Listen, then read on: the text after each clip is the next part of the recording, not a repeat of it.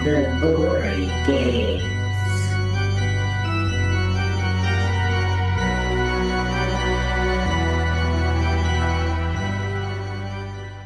Welcome back to The Gory Gaze, the podcast where two horror fans slash up and bleed out your favorite and not so favorite horror films. I'm Alex. And I'm Stanley. And a Happy New Year, Stanley. Happy New Year, Alex. Thank you. It is 2020. Oh my, I almost said 2025. I almost thought you were going to go to 2020. And it sounded so appropriate in my head. I was like, yes. Well, for this movie, it makes sense because the movie that we're going to be talking about today takes place on the eve of 2019. It would have been perfectly fine, but perfectly coinciding with what we're going with. Okay, so yes. Also, I was excited for 2020, and nobody wants to go back to 2020. That was the year that was forgotten. Not one person wants to go back to 2020 unless you're a sadist. Unless you got that good money from staying home. Unless you got those good drugs. Man, we're in the Outwaters now. Damn, dude. Oh my God. We are going to talk about the Outwaters, you guys. We'll get there. Oh my goodness. And, you know, we're also going to talk about some of the movies that we saw and loved last year, because I didn't realize that we didn't talk about any of that during our last episode. And last episode was probably the time that we should have wrapped up that kind of stuff. I didn't know you last year. Yeah, we met in 2023. Yeah. We absolutely met in 2023. So, yeah, we have a few cute little changes coming this way in the new year. We decided that we're going to start talking about more current films. We redid our intro, but not only that, because we were up at 5 a.m. because the roof was leaking again with this rain, and we had, who was it up there? Captain Howdy fixing doing maintenance on our roof? Someone, yeah, I'm a little scattered because of it. Like, if it's not one thing, it's another thing with this fucking building. Yeah. God, you guys, like, this building is like, the next time I close a window, it is bound to shatter. Yeah. 1,000 pieces. I mean, the last time we podcasted, the roof was leaking. So the guy came and he fixed everything in the interior part of the apartment. The guy that had to do the exterior part of the apartment did not do his job as he should have. And well, 2 + 2, it didn't mix well. When it rained, the good job got ruined again, and along comes a leak. Yeah, and it rained last night. I really pride myself on being able to handle most situations, but when my patience wears thin, it really straddles that thin line very, very wearily. Yeah, and I'm the person that I'm so patient. I'm so calm when situations like this, but once I see that my partner's getting frustrated because the other person on the phone is like mistreating them or acting condescending towards them, then I get really upset. Then I'll get the phone and I'll keep like the action going. Yeah, and that was a scenario this morning.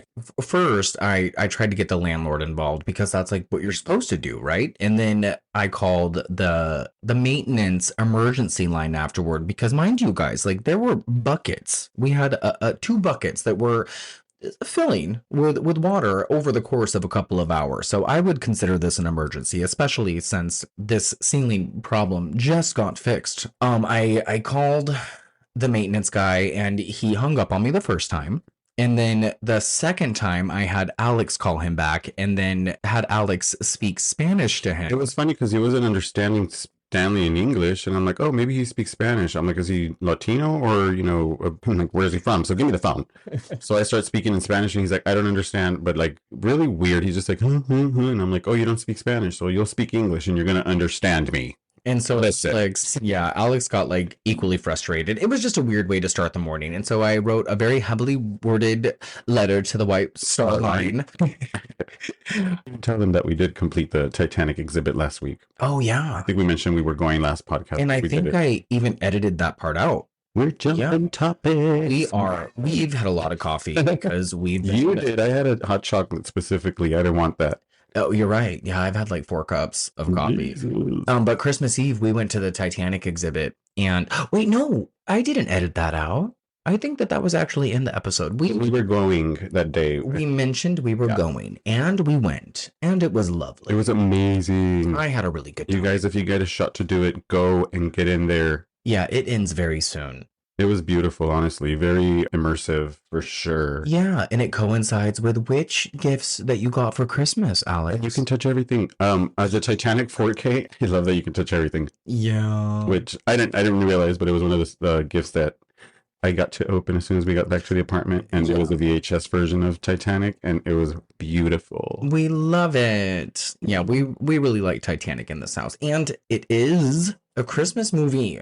Okay. It's totally a Christmas movie. And like, let's be real, we watched it on VHS that day, which was Christmas Eve, and then we watched it again the next You guys on 4K, you can see the sweat. It was gross. I loved it. Oof. It was really, really lovely. Yeah. And, you know, to go into Christmas, we had a really, really good Christmas, I think we could say. And I hope everybody else did too. But I think that we definitely did. Did you get any gifts worth mentioning? Because I really want to talk about our blender. Oh, not my little Pizzazz statue that I got. I mean, you can talk about that, but I just want to talk about the blender because we got to make milkshakes yesterday, and that was like milkshake. Yeah, those milkshakes brought the boys to the yard. They were delicious, and yes, we got a blender. Thanks, Mom. Stanley's mom. Thank you so much, Leanne. Yeah, but wait, what were you gonna say about Pizzazz?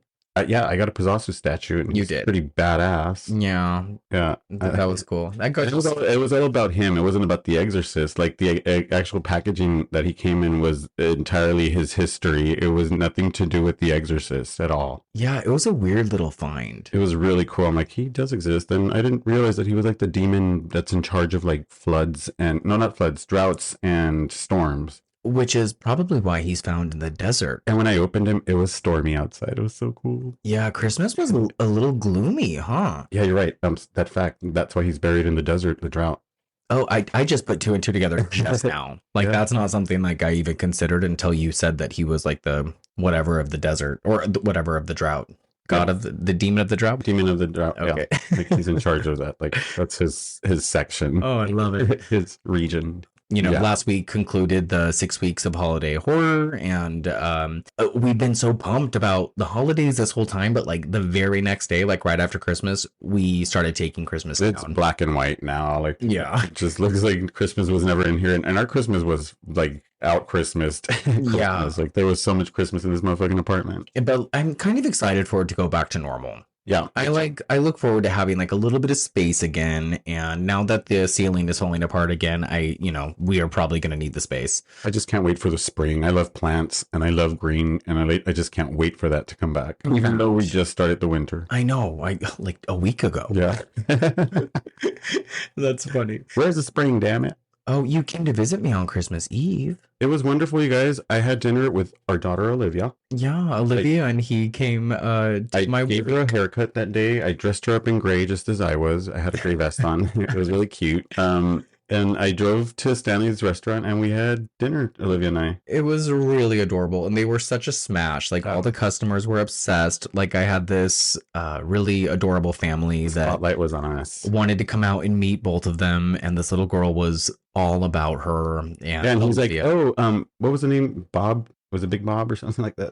Pops. Pop's Big Bob. He looked like a Big Bob. One of our regulars, yeah. Honest to God, very lovely. But Stanley made it seem like it was a family of 3. And I was like, sure, no problem. There was like 20 of them that roll up. And I'm like, what's this? He's like, I'm so sorry. We just came to see your dog. And they're like, we're so sorry. We just invaded your space. And I was like, no, if anything, sit down, please. You guys are lovely. They were so wonderful. Oh, yeah. We don't fuck around with dogs in that restaurant. They were great. Servers, customers alike. Like, we get really into... Everybody was touching Olivia. Canines. And Olivia is so lovely. So lovely. And she's like, everyone's like, why didn't you bring the other dogs? But like, full disclosure, Olivia is the only one that acts normal. Well educated. In public. Yeah. She's like sophisticated. She knows how to behave. Even though she did jump on the table, center table, when they brought out the bread, I was like, Olivia, no.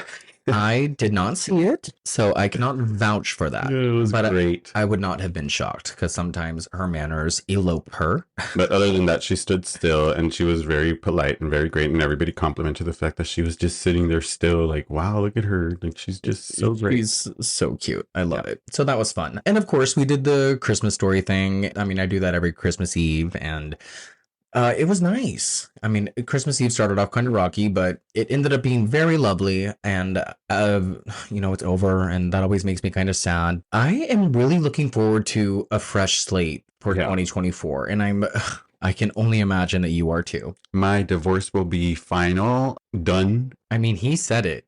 I did. I wasn't going to bring it up. It's life. I mean, welcome to the Gory Gaze, a relationship podcast.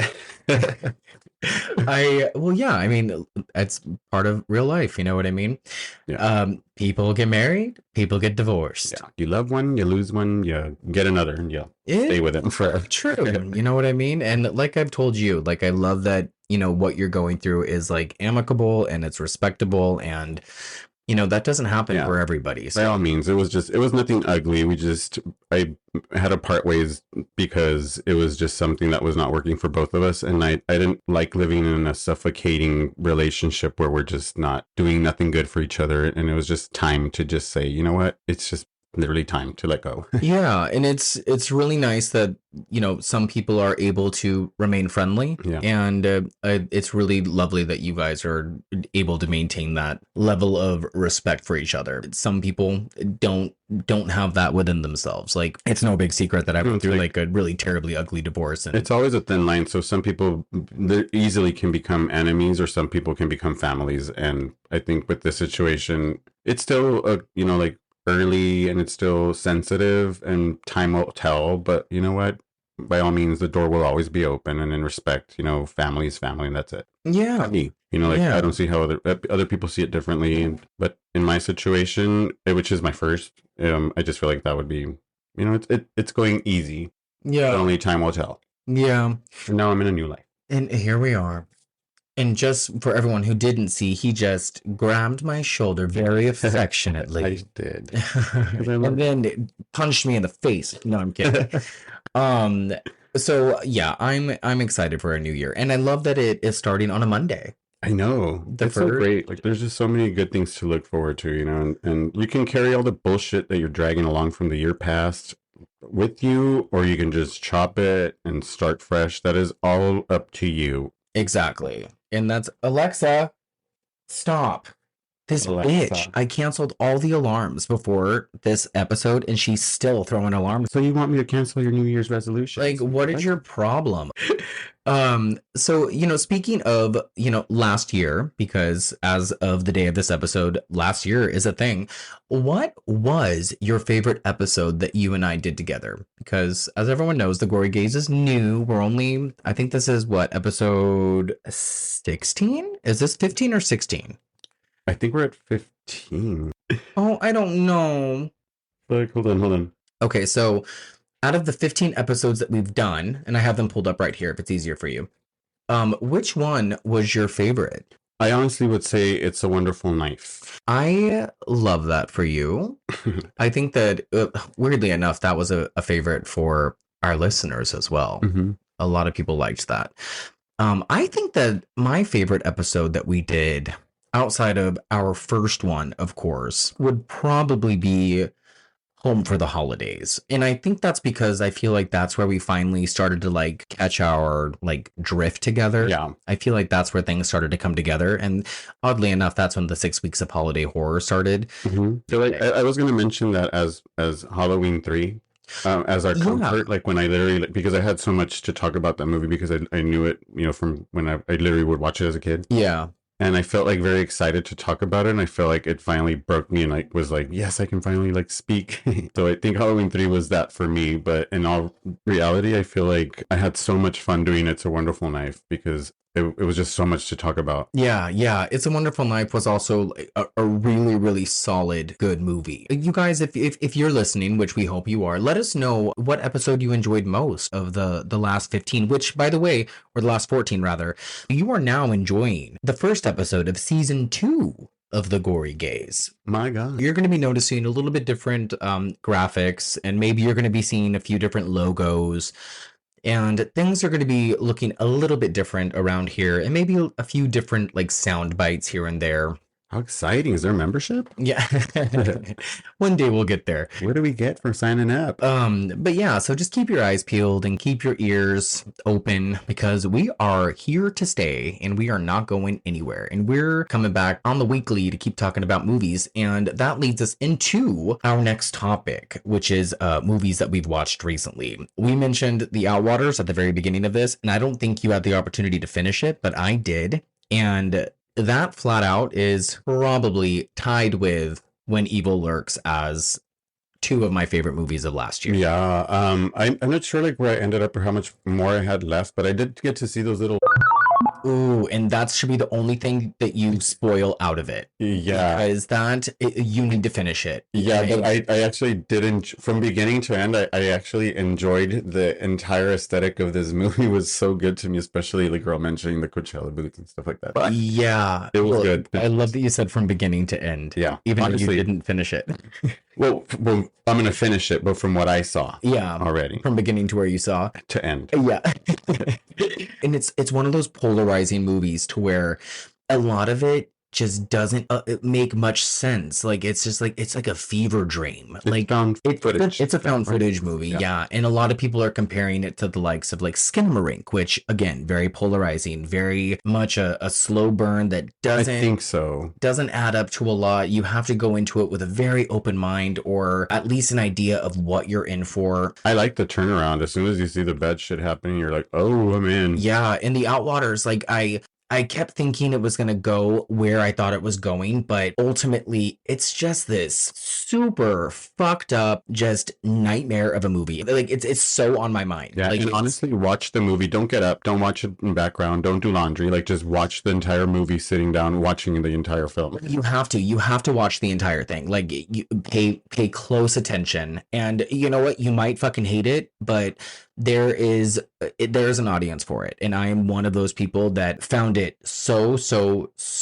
weirdly terrifying, and it's just And I didn't finish it because I had to work early the next day, and I was literally watching this like late at 10 at night, and I was like, I need to chop this because I need to be in bed. I only had like 6 hours left to sleep. I suggest maybe tonight by Yeah, the night definitely. you could probably finish that. And I would start it from beginning to end again. Yeah, you absolutely have to. And let me know what you think. And if any of you have seen it, let us know what you think. I can't praise it enough. And then, do you want to talk about Suitable Flesh? That fucking movie. Okay, it's like one of those movies, honest to God. The trailer is so much fucking better than the movie. The trailer sells it so fucking good. Well, depending on how you actually like a film or even see it, because there might be people that might even suggest otherwise, in my opinion, on this film. But I was very confused with every single thing that was going on here. And I was so happy because I was just like, oh man, I want to watch this Heather Graham movie. It's so cool to see her, like, you know, her own role, and like actually, like, you know, it's a change up from the things that I've seen her in, like more, you know, comedic, or if she's just a supporting actress. This was literally Heather Graham, and I was so excited. Stanley, I mentioned it to you, and I was just like, we got to watch this. It looks super cool. And he's like, I'm not going to watch the trailer so I don't ruin anything. And I'm like, don't, you know, you're actually going to like it. So as soon as it like starts, it's like one of those films where it feels very set. Like you're just like inside of one set, and like the air stops. Wow, that's a really good description. It's just like it was just so, to me, it was just like there was no air movement in the set. There was nothing moving. It was just them, you know, the characters, and it just seemed very dry. 100%. Yeah, like Alex, I told Alex in the last episode that it was up to him to pick the movie for this next episode. So after this episode is over, or, you know, at the end, it's up to him to decide what we are going to be reviewing. So last week, he said, you know, I think that I'm choosing this movie, this Suitable Flesh film. And I was like, fuck yeah, you know what? Like, I'm down. Heather Graham is hit or miss. And I honestly wish you would have watched the trailer because it's so fucking good. And I did after the movie. And, you know, the whole time I open mind type shit. Like, yeah. I didn't turn away. I watched the entire thing. The whole time I was just like, am I missing something? It really was. Am I fucking missing something? Because and sitting there like, just watch. It'll what happened in the trailer is still happening. And I'm like, it's not happening. Like nothing that was in the fucking trailer was happening. And I'm like, well, not in the sequence that it showed. Of course, the trailer always changes the movie to something. It could be its own movie, honestly. Always. But it was so good, you guys. I saw the trailer, like it was one of those, it's falling into place with A Wonderful Knife, you know, it's like Freaky Friday, like it's like you know, like the switch up, you know, she's gonna turn into the psycho killer now, like she's possessed by him, you know, and it's gonna be fucking great, and we're gonna see Heather Graham act so fucking cool. And I don't think you're wrong. I think that the trailer is very misleading, and the trailer makes it look like a much better movie than what you're actually getting. The trailer is making you think that this is going to be like the performance of Heather Graham's career. We watched the trailer and to be honest, you were fascinated by the trailer, and as soon as it ended, you're like, I am so fucking sorry. This fucking trailer misled you so bad. And I was like, am I not wrong? Like, am I right? Like, Yeah. this fucking trailer. This happens quite often with movie trailers. And I know a lot of people who will not watch movie trailers because of this. And that's why I wanted to go in this without watching it, because I wanted to give this film the benefit of the doubt. And I looked up nothing. I didn't want to know anything about it. Mhm. And now it's appearing on like top 20 lists for 2023. Like, this movie is receiving Yeah. so much positive. We're feeling the FOMO over here. We're like, what the fuck? We are fucking feeling left out because we're like, what did we not get? Yeah, and people are like really praising Heather Graham, and I'm like, this was absolutely the worst performance of her fucking career. I'm in love with her, period. Like, I've loved her entire career, like, just as she is. Just Heather Graham's just always been cute to me, and she's like a button, you know, and I just enjoyed her. Not love her, but just enjoyed her. I have no problem with her, but this bitch tricked me. I couldn't jump on the Heather Graham bandwagon after like, I mean, Everything. after like 2005, maybe. I don't know. She would just deliver the same ditzy Heather Graham. She really is Yeah. the same. I mean, I love her in. And I don't mean to use the word ditzy and bad, but it's just always been her same character. You know her as just. She's typecast. Yeah. Like, she's typecast quite often. Don't put her in a role like this where she's, you know, girl, you tricked me. She's Heather. like a much better Shannon Elizabeth. I got you, Heather. Yeah. Go Honestly. listen to our Jack Frost episode. What else have we watched? We revisited Children of the Corn 2. Well, I did. I always walk in the same spot. Yeah, like I'm always like, we watched this, and Alex is like, I didn't watch that. What homo enticing movie you watching now? Children of the Corn 2 is quite queer. Like, Yeah. what you saw of it, I was like, this movie is really fucking gay. And yeah, like And- I walked in from work and I was like, oh my god. Like, I was always a really big fan of Children of the Corn 4, but then now after I watched Children of the Corn 2, I think that is a big close second for my favorite Children of the Corn movie. So I don't know, you guys, you might be hearing a little bit more about that sooner in the future. Like, our schedule that we had planned for 2023 got all sorts of fucked up. So No, the calendar that's on my phone is like way off of what we're releasing. I'm like, girl, you yeah, relax. like today it's like, oh, get ready to release New Year's Evil. Yeah. I'm like, well, that's done, girl. What are you talking about? No, but we are not going to be talking about New Year's Evil. We are going to be talking about a different movie, and we'll get to that in a minute. But I want to mention another movie that we watched recently called Naga. Wow. And Naga, you guys, what a fun movie. Okay, so I'm Naga. not gonna say too much. No, like, Naga, you get it? I'm not gonna say. Oh, I never get mind. it. I fucked that one up. Hardy Heart. So Naga is about this. It's on Netflix, by the way. It just got released on Netflix. So you guys watch it with your kids. It's so much fun. Oh my God. All of the kids. So this girl is going on a date, and her father is a very scary figure in her life, apparently, and she has to be home by curfew. She has to be back by 9:59 p.m. And if she's not, her dad is going to fuck her up. And everything that could very much go awry for her, it does so. Like, you thought Alexander had a bad day. Oh, so does our girl. Like, our girl has a really bad day. And, like, she really just wants to get high with her boyfriend, you know? And that's all I'm going to say. If you ever thought that a camel was cute, that's all I'm going to say too. Because this movie, holy fucking shit, guys. Naga is on Netflix. And that also, I would say, is probably in my... I'm glad that I watched it, because I didn't want to wait to watch it until the new year, because it came out in 23. So I'm glad that I caught a few 2023 movies. But what did you think of Naga? I thought it was, you know what? It wasn't horror.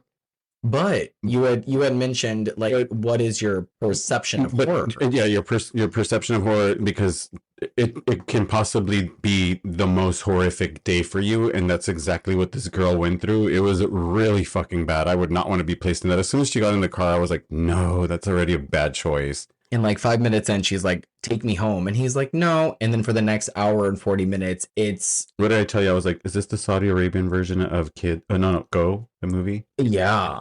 Yeah. Like, it could be a horror movie, depending on your outlook for horror. In all honesty, yeah, it was pretty horrific. Yeah, and you had even said, like, oh, well, you considered Maps to the Stars a horror movie.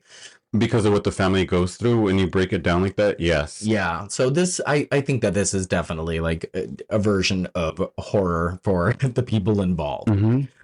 It's definitely on my top movies of You know, and this would 2020. probably like stray kids away from camels. Like, they'd be like, "No, mommy, I don't want to see the camel." And I've been to Dubai once and I got to ride a camel and it was not a pleasant experience. I enjoyed being around the camels and they were very sweet, but I would never want to ride a camel again. It was just a sad experience.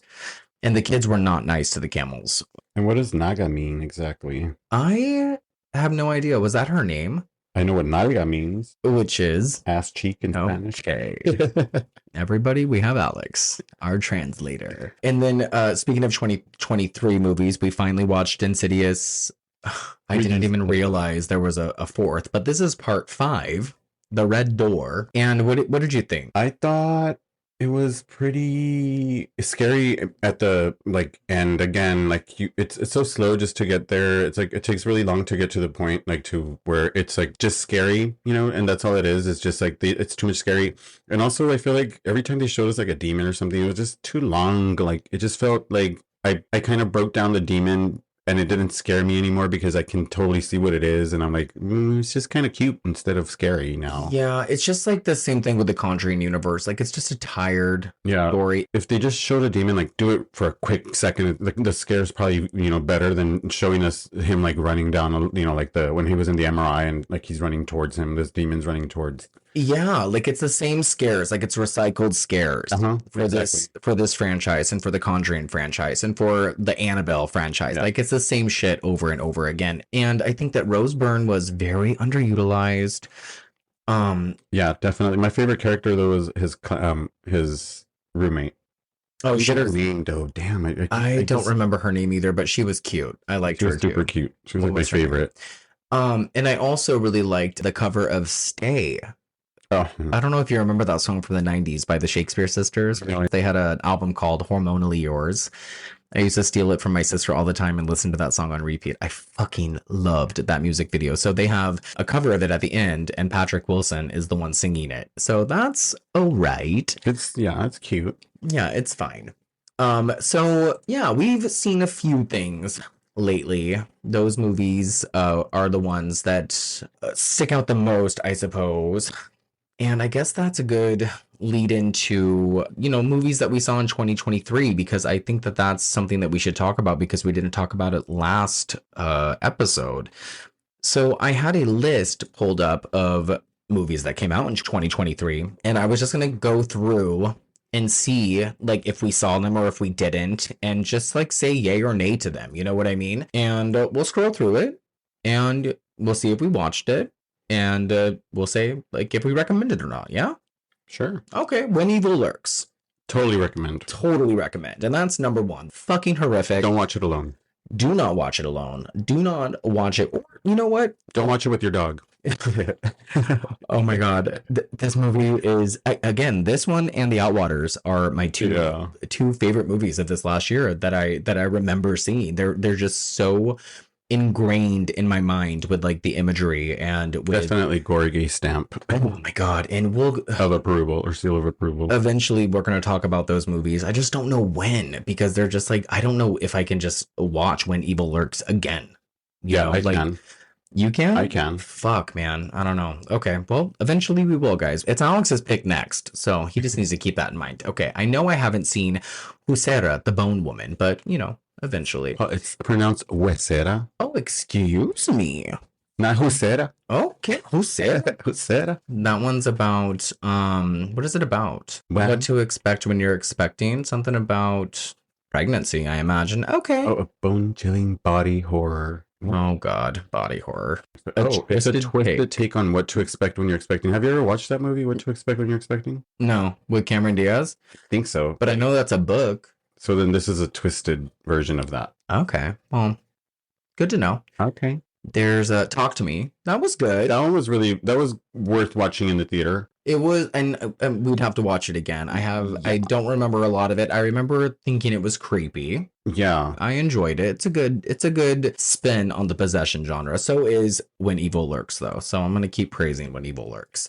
Megan was fun. Megan was fun. Totally Killer. That one was one of my favorites. You really Definitely liked mine. Totally Killer. I did too. This, Thanksgiving, and Wonderful Knife was like my 3 favorites for this year. And I know that those are all on this list, so I will agree and recommend all of those as well. The Blackening. We liked that. It's hilarious. I really like this one a lot. Sick. Oh, Sick was a lot of fun. I don't know if you saw I Sick. don't think I remember this one. Sick was the one about the pandemic, the 2 girls who go to like this remote cabin in the middle of nowhere and they're attacked by an intruder who like it's like a big game of cat and mouse, and it's written by Kevin Williamson, directed by John Hyams. It's really, really intense, and it's got a lot to say about COVID, and it's really entertaining. Oh. I recommend that, and you should watch it. You watched Infinity I watched Pool. Infinity Pool, yes. Would you recommend it? Yeah, I would. Let's see. Evil Dead Rise was a lot of fun. Yeah. Here we have Suitable Flesh. There she is. That is number 15 on this list. We have Thanksgiving. I've heard really good things about No One Will Save You. I haven't heard that at all. It's I've not that one. an alien invasion movie, but apparently it only has Caitlin Dever. There's like no dialogue, and those guys. yeah, and apparently it's really, really, really intense. We saw X. Yeah. It was okay. It was its own movie. It was fine. Yeah, Yeah. for like a Saw film, like it was fine. Yeah. Like it was a good return to a really dead ass series. It felt like a parade flow you just passed by. Yeah. Scream 6, baby. I'll take it. Yeah. Scream 6. I mean, I'm an apologist. I will never deny a Scream film. I think that seems to be. I mean, I'm not seeing anything else really on this list. Oh, there's Swallowed, which I haven't seen, but that is directed by Carter Smith, who directed the movie we will be discussing today. So that's something we might want to watch one day. Oh, we got Hell House LLC Origins, directed by Stephen Cognetti, produced by our guy Joe. You know, I still haven't seen the third one all the way through. I will stand by the first one. I enjoyed the fourth one. Yeah. Same. Yeah. That's really all I gotta say about it. Thank you. Yeah. Hey, What? that one. Sister Death. Yeah. That's a good movie, and you need to watch it. I keep telling you, you need to watch this movie. It's really fucking good. I enjoyed this movie a lot. And by myself, I sat down and I actually watched the entire thing. Yeah, I'm gonna have to give it a shot because you've been raving about it. It's really cool. Like the turnaround is fucking amazing in it. Okay, it's so funny because it doesn't sound like something that just came out. It sounds like something that came out in like 75 or something. Really? Yeah. And then we have Skinamarink, everybody's favorite movie to hate. Just great background. Yeah. I just like having it on, like, background. You know what? There's so many movies on this list, but I think that those are a few worth mentioning. And I think that most of which are, oh God, Insidious, The Red Door. No. The Haunted Mansion. I did not really love The Haunted Mansion. We saw that in theaters, and I don't know. I just want them to do a movie right about that ride. I don't know if it should be on this list. No, I mean, but also I think they did 100 movies come out this year. It looks like they just kind of threw every movie on this list. Like they have The Exorcist Believer on here.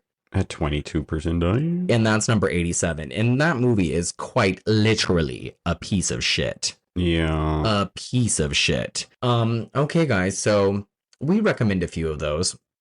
Before we get into our movie, Alex, do you have any New Year's resolutions that you feel like mentioning? No, this motherfucker's just gonna focus on himself. Okay. I'm looking forward to just starting, the hiking routine again, and just honestly just focusing on myself now. I mean, not myself, just like, in general, moving on with my life and getting things regenerated again and started. Yeah. Yeah, I think that's a really good idea. I want to start submitting myself more for acting projects and stop relying on other people to do that for me. Although I do have a great agent, but I think that I need to take a little bit more initiative in that department, and I need to write more. Yeah, where you at, girl? I know. Those are my two resolutions, which I could just start doing today. But you know what? Today is technically the first as far as this podcast goes. And you know what? I do want to throw a little special shout out to Pet Cemetery Bloodlines. What? Yeah, because not only did you get me that for Christmas on 4K, We love 4K, guys, but we watched it again, and I just really, really like that movie. Like, it's flawed. Also, the Pet Sematary remake is flawed, and I think it's a good companion piece to Pet Sematary 2019. Stop comparing it to the original. Yeah, and I'm really excited to talk about that movie down the line with you and Scotty when we cover that. So everybody keep your ears peeled, because I'm going to be joining Scotty again for an episode regarding one of the Pet Sematary movies, and then Alex and I are going to be joining him again to talk about Pet Sematary Bloodlines down the line. So we will keep you all posted about that.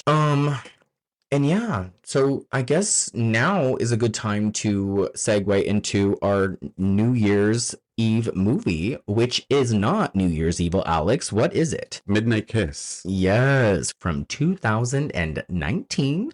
And Midnight Kiss is a part of this television series that was released on Hulu called Into the Dark. And this came out, I think it was 2018. It went on for 2 seasons. This one in particular focuses on New Year's Eve. Each episode is based on a holiday. So there's one about Father's Day called They Come Knocking, which is, I think, the only other one I've seen. I think there's one called A Nasty Piece of Work that was revolving around Christmas. So I've seen a couple of them. Yeah, there's supposed to be like a Thanksgiving one that released and Christmas one, and now this was their New Year's installment. Yeah, and but this is the only one that I actually, out of the few that I've seen, that I actually enjoyed. The other ones I remember just being very, very cheap. They felt like television movies. This one did not feel like it was made for Hulu. Like, it definitely had more of a movie aesthetic. This was a first time watch for you as well. Yes. Right? Okay. Like, we went into this one blind. There are not very many options for New Year's Eve movies. There's, of course, New Year's Evil. I'm sure there are many others that exist, but this one just felt really appropriate. It involves a lot of homosexuals. Woo! So Tons of man ass. and there is a lot of nudity. There is so much nudity, and I mean, it's the same man, but it's so much ass. yeah, there's a lot of it. And it's directed by a queer director, Carter Smith, who also directed The Ruins. You ever see The Ruins? I did. Yes, I have seen The Ruins. So good. He also directed a movie called Jamie Marks is Dead. I like movies with titles like that. So weird. Jamie Marks is dead. Yeah, and I never saw it, but Me either. I'm sure it's great. So intrigued. This is where we're going to introduce a little segment called The People Under the Stairs. And that's where we are going to officially talk about the people involved with the movie. Alex, why don't you tell us a little bit about The People Under the Stairs. Okay, and before I get started, can I share with you guys the tradition of sharing a kiss at midnight on New Year's? of course. Yeah. So it's believed to bring luck and love. It's thought that starting the new year with a kiss signifies affection and fosters stronger relationships throughout the year. So if you kiss your boyfriend or girlfriend, you're just signifying the fact that you want to bond with them for a whole nother year again. Okay. It's kind of cool, huh? It's like sealing the deal. Anyways, okay, let's get started. Our film stars Augustus Brew as Cameron. We have Scott Evans as Joel. Aidan Mayeri as Hannah, which is my newfound favorite. And I know that you can agree with Aidan as Hannah as our favorite. Oh, I love her. Lucas Cage as Logan. Chester Lockhart as Zachary. I fucking hate him. We have Will Westwater as Ryan. We don't know much about him because we only see his ass, basically. Adam Faison as the guy we saw at the Grinch, remember? And that's Dante. Yeah. And there's a whole lot of Dante. Okay. Oh, yes. And directed by Carter Smith, which you had mentioned earlier. Yes. He directed The Ruins and Swallowed as well. Yeah. Okay. So that, and you know what? I also want to say it's written by this guy named Erlinger Thorodson. I don't know how to pronounce his last name. Thorodson. There you go. I'll take it. But he also wrote and directed this film called Rift from 2017. It's this really, really chilly, terrific little Icelandic thriller. It's also very queer. It's quiet and somber and eerie, and it's got a very small cast, and I very strongly recommend that one as well. And this one is quite the opposite of that, but I think everyone should watch it. Oh, Icelandic horror sounds Really scary.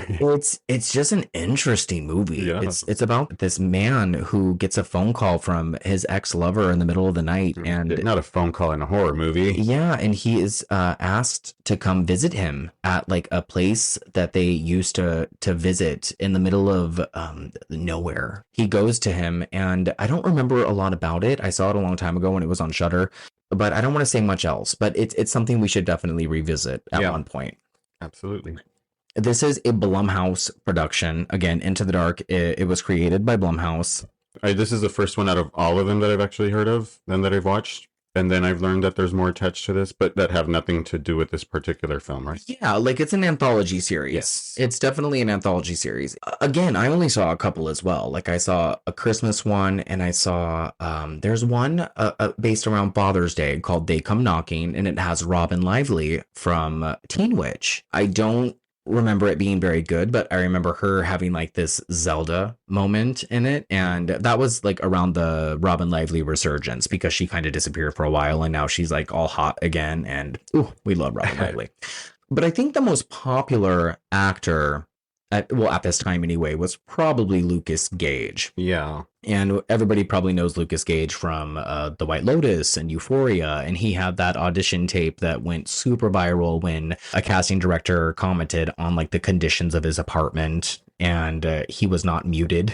That was horrific. Yeah. Like he's literally doing his audition, and the producer or director guy thinks that he's on mute, and he's commenting on these poor people are sending auditions, and I can see their living conditions, and I see his TV in the background, and he's not on mute. He's literally offending this guy. Yeah, and poor Lucas Gage, well, not poor, but like Lucas Gage, like he handled it so well and so gracefully, and he like seems like such a genuinely nice guy. And they didn't even affect him. He's like, so should we continue? Are we going to go on? Just give me the job, and so I can have a better apartment. Yeah, and that's it. I would say all around the cast does really well. Yeah. And I think, like we already agreed, Aidan Mayeri is like the highlight of this film. Chemistry between the entire cast makes you feel like you're part of the crew, like you're in the car with them as they're driving to their destination. Like you feel like you're actually in the car and you're ready to just converse with them as well. I think so too. Yeah, I think everybody does a really fine job, especially with what they're given. And there is a lot of character development here. And given what you're working with as far as like these, you know, like basically elongated television episodes, you know, it just reminds me of like those American Horror Stories. You know what I mean? Yeah. And those could be either really bad or they could be okay. They did like those American Horror short stories, right? Yeah, American Horror Stories. Yeah, I think that's what they're called. Yeah, you're right. And it's just short stories. Yeah, like just like smaller versions, like, and everyone is different. A student submits work and it gets, you know, taken in, and it becomes this show or this movie. Yeah. Did you ever hear about like the dollar movie or something that Stephen King did? Like you could like buy one of his short stories. Really? It was very like a select group of short stories, but you could buy one of them for $1 and make it into a movie. Oh, wow. Yeah, that ended recently, but for a long time you could do that. And I think The Boogeyman was one of them, or maybe it was That Pupil. I don't remember. One of them. Sorry. Gory Gaze. Okay. So yeah, Carter Smith, queer director.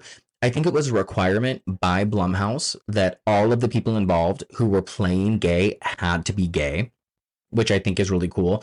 And this movie kind of falls in line, at least for me, with It's a Wonderful Knife, in that sense of, wow, like, you know, we get a lot of LGBT friendly stuff and it's so refreshing. And this movie came out a few years ago, and I'm sad that I missed it when it came out because I think it probably would have had a better or deeper impact on me then. But we get a lot of stuff that even now I'm not used to seeing, so it kind of made me uncomfortable while we were watching it, you know, like I was like, wow, like I'm just not used to seeing a bunch of man ass and like kind of like profile of dick. And I know we've been talking about it like in the beginning because of movies like Saltburn and like stuff like that, that's like, oh, we saw dick in the first 10 minutes or, you know, whatever the movie. But now it's like too much. Like there's so much fucking man ass. Woo! Yeah, and it's really interesting to see how it plays out in some movies. And in this one, it's not like overbearing by any means, but it is a lot of it. So it's perfectly done how this should be done, period. And it doesn't make you feel dirty, honestly, or like you're watching like porn or like anything. It doesn't turn you on. It's honestly just a clean movie that you're watching, and there's just a naked man. Yeah, I did have a lot of respect for the way that the nudity and the sexual situations were handled because I didn't feel like a lot of it was like kind of shoved in your face. But like, no, it is. The director tried to get to the raunchy parts, just sell it. Like a lot of it is done off screen as far as like if there is like sexual activity, like I think a lot of it is off screen, but like don't let that fool you. You get a lot of male ass like within seconds, and you get a lot of male ass like throughout. Yeah. You do not get any titties in this movie. Unfortunately. Aiden Mayeri keeps her top on, which is fine. And we're not complaining by any means. Zach is our only... And we do not care about Chester Lockhart. No. I have a lot to say about the casting of that particular actor, but we will get there. So what else do we have to say about production, directors, anything like that? I think we covered the writer. I guess we could just get into it. Let's get into our first episode of 2024, guys. Let's talk about Midnight Kiss. Midnight Kiss goes like this.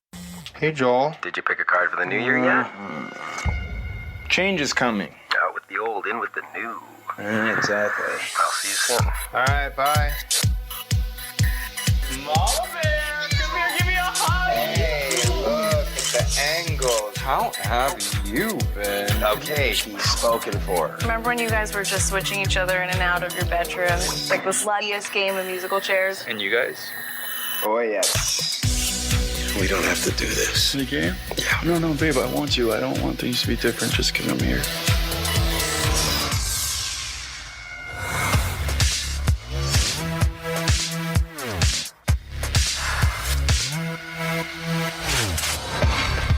Oh, Jesus. Who is this stranger? You were my first midnight kiss. Now I wish I'd be your last. Okay, so we start in 2013. We have a New Year's countdown, and then we go to 2015 with another New Year's countdown, and then we are in 2017 and we are in 2019. And simultaneously, we are with a group of gays and a girl celebrating.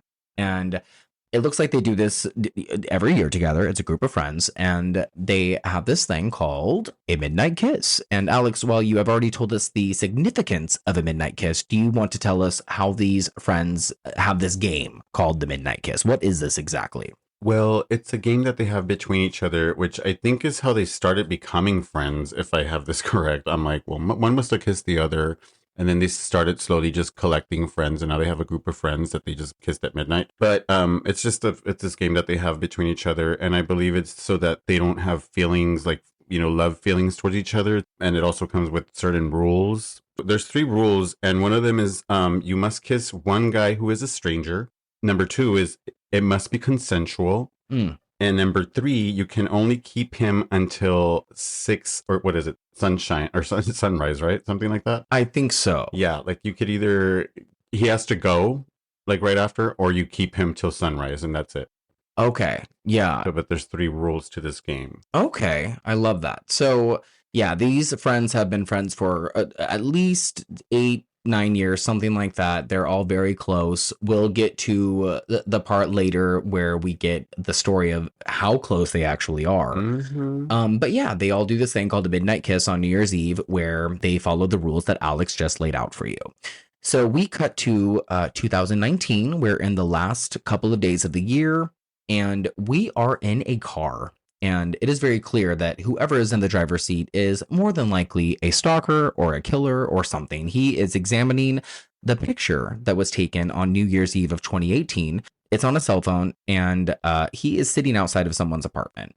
I'm saying he because, let's be real, this is probably a dude. Yeah, the silhouette already lets you know. Okay. It's a dude. Yeah. So inside we have Ryan, and he is ass fucking naked. We get man ass 15 seconds into this fucking movie. Yes, we do.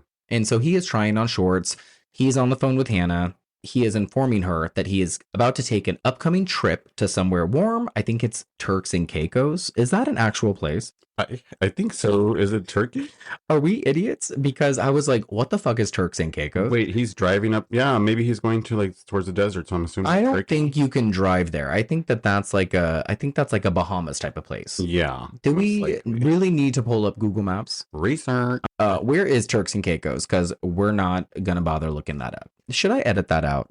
I don't know. I'm so interested in looking it up. Actually, You know what? Let's look Let's it up. do it. Let's fucking look it up. Look this Turks and Caicos. Turks and Caicos. Turks and Caicos. Oh, it's an island. Turks. Really? It's British overseas. It's Oh, so Alex, nice. we're dumb. It has its own flags. It's gorgeous. Okay, so we're fucking Wow. idiots. Let's move on. Yeah, see, right now they have, right here in California, it's about, what, 60-something, 70? Over there, they have 82. Guys, he's still talking about it. I want to go to Turks and Caicos. Okay, well, so does Ryan. But spoiler, Ryan is not going to make it. Brian's the one with the man ass, right? Ryan is the one with the man ass. Oh. So, okay, yeah. Ryan is about to be whisked away to not up the street where he Yeah. can drive. It's definitely an island, Turks and Caicos or Geckos.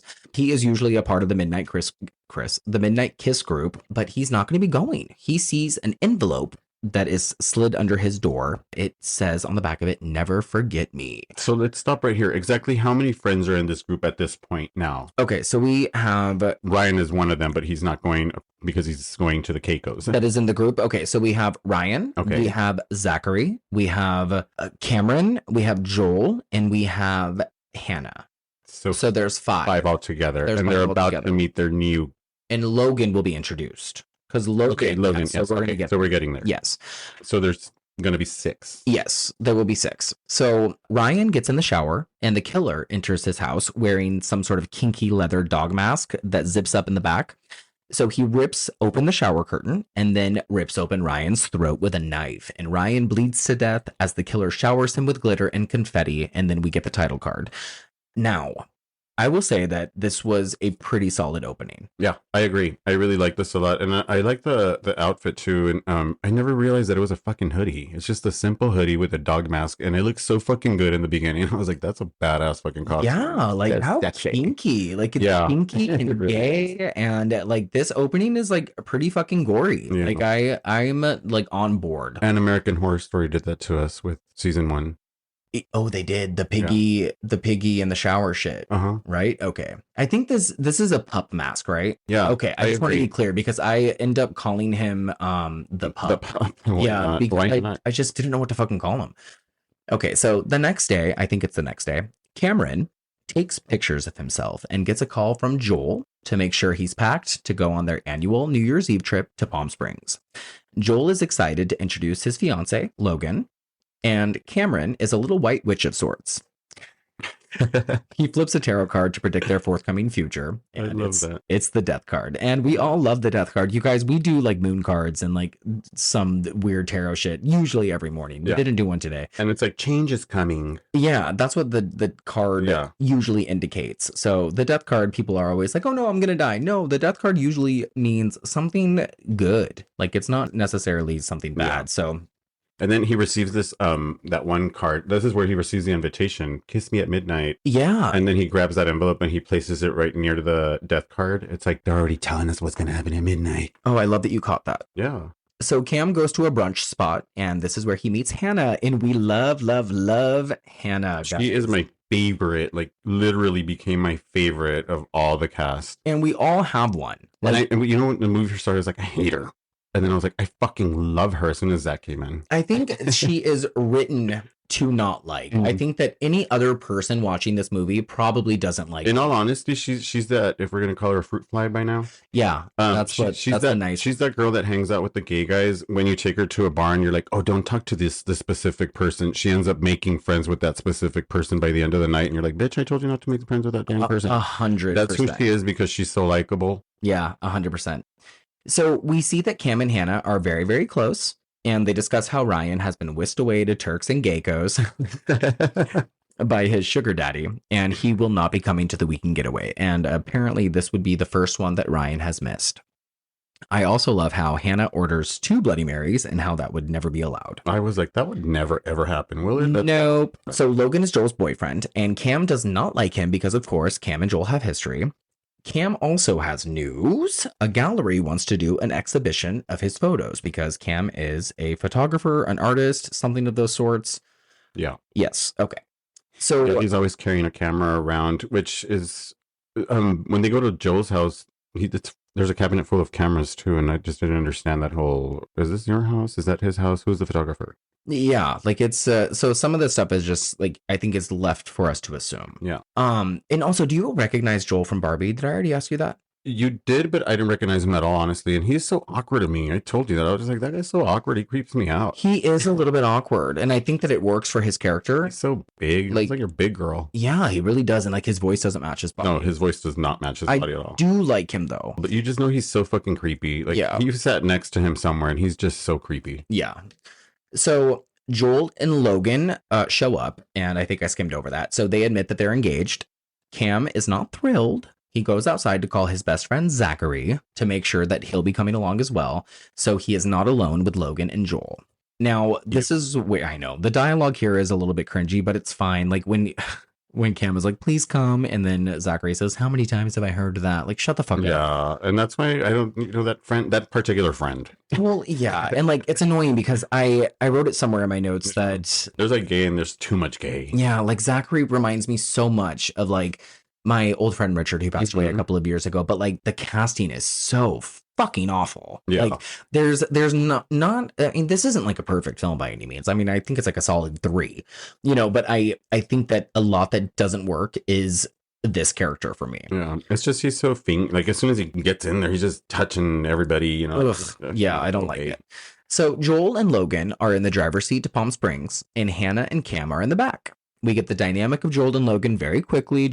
Logan is super submissive. Joel has the power. Hannah is strictly the straight girl, there to aid the gays. Yeah. She explains the Midnight Kiss game, and we find out that Joel is the one who invented it.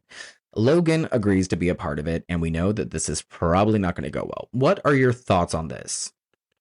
I think it's ridiculous.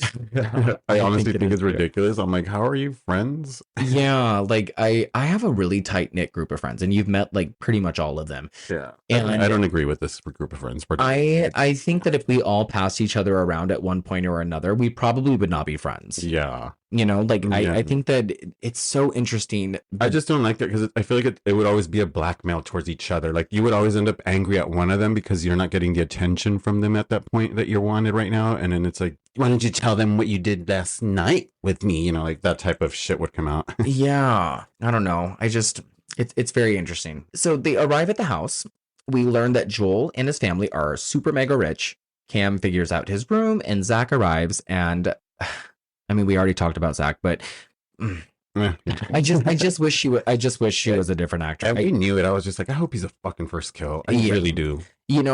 And then we both agree, but they'll fucking keep him around because he is fucking interesting. He talks a lot. Like, yeah, and like again, the character is a good character. It's just the actor. Yeah. Like I don't love Chester Lockhart as an actor, and so this character, apparently she's an Instagram model, and I love the chemistry between her and Cam. And I'm saying her because like this character is very feminine. They refer to her as her, you know, so, but I just truly cannot stand this actor.